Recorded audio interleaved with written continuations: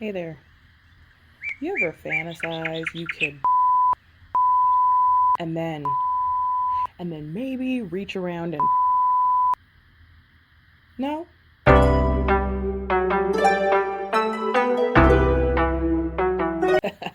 You liar.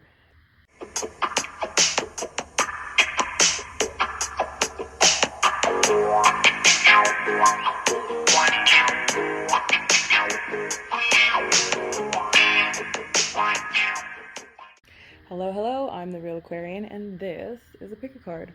Today's pick a card is going to answer a very specific question. What is your subconscious kink? Now, we all have subconscious kinks, and you're lying to yourself if you think you don't.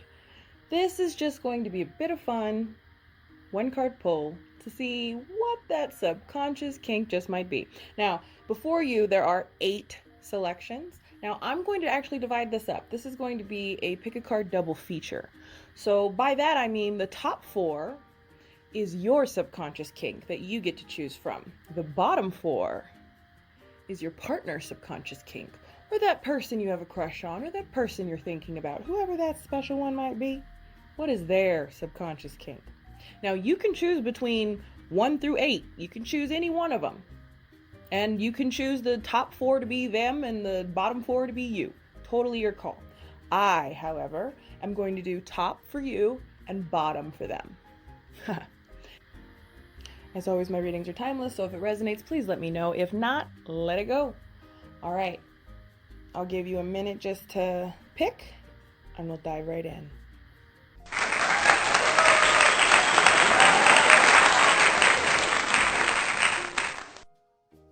Okay, if you chose the fish, your card is the Chariot. So what's your subconscious kink? Domination. That's your subconscious kink. It's all about taking control, being in charge, taking the lead, staying in the lead, finishing in the lead. That's what it's all about. You want to be in charge when you...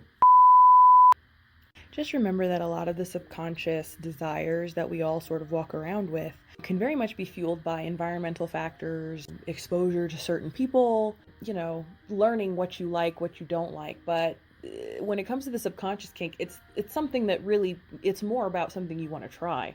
It's something, maybe you have tried it, but it's something you want, but subconsciously, that's where it stays. Now, this is just about what subconscious kink you have, so I'm not going to put in a lot of advice on what you should do with your subconscious kink. That's up to you. What I will say, though, is that there's an air of repression here that's not exactly the most healthy.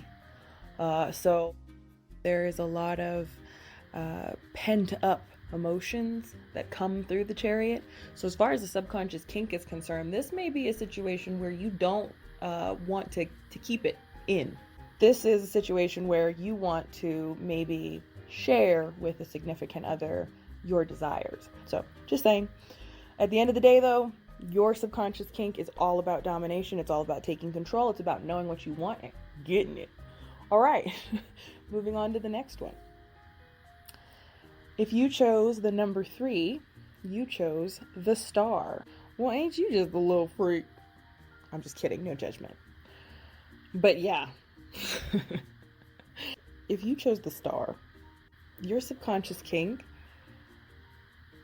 is getting caught, or at least the prospect of getting caught. This is the Star card is all about linkage to, nature, the sky, the earth, this whole culmination of things, but it's about feeling grounded outside, one with nature. So this is about sex outdoors. And with that comes that whole, we might get caught, someone might catch us kind of aspect. And I think that's what's really going on here. I'm thinking that this is a subconscious kink for you because there is a certain level of spiritual connection that happens.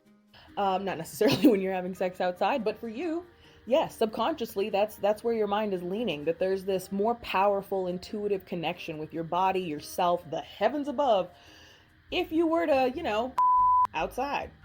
Interesting. All right, moving on.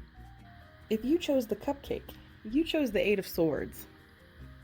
What is your subconscious kink? Simply put, sensory deprivation, which doesn't sound very hot, right? That's not very sexy. But with sensory deprivation, we're talking things like being blindfolded, spanked, whipped. And what I mean by deprivation, blindfolded, we take away the sight. If you are tied up, shall we say, you are taking away your ability to touch back, shall we say. I won't go into the other ones, but you understand what I'm saying. It really just comes down to wanting, your subconscious kink wants to feel more on a deeper level, sensory-wise. There's an excitement in that sensory deprivation, or in that over feeling things, which is why I'm assuming spanking is on the list. There is this need with the Eight of Swords to have some sort of unfair opposition over someone.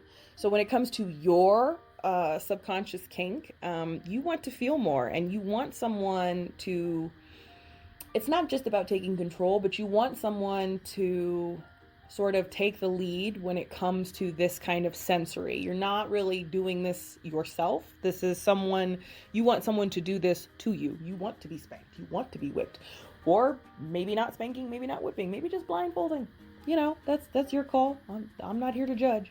But there's definitely, you're wanting someone to be active with you. You want someone to engage in awakening your senses on a whole nother climactic level.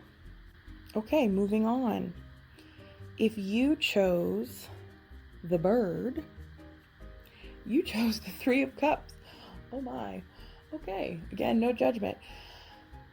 Your subconscious kink is having multiple partners at once. And again, no judgment. Do your thing. Whether that's an extra person, whether that's an extra 5 people, your prerogative. At the end of the day, though, the Three of Cups is telling me that your subconscious kink is all about having more people in the room.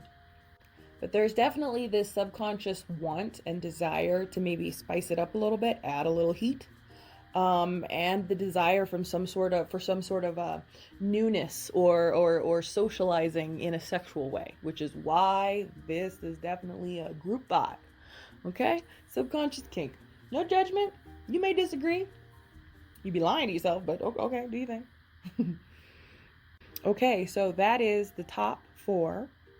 And now we're going to move on to the bottom 4. So if you didn't pick one of the top 4, that's fine. Let's move on to the bottom. For me, though, the bottom 4 is going to be the other person. What is their subconscious kink? All right, let's do this.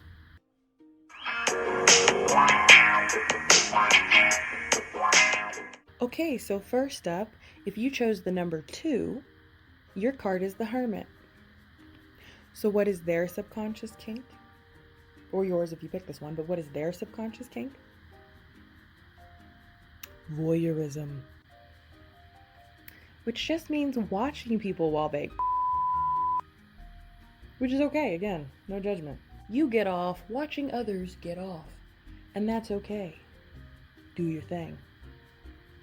Subconsciously speaking, though, they're not on a level of necessarily enacting the things that they see sexually, but they do like to watch any form of gratification, whether that's watching other people, or that's watching one person themselves, or a group of people. I mean, literally, sky's the limit. The point is watching.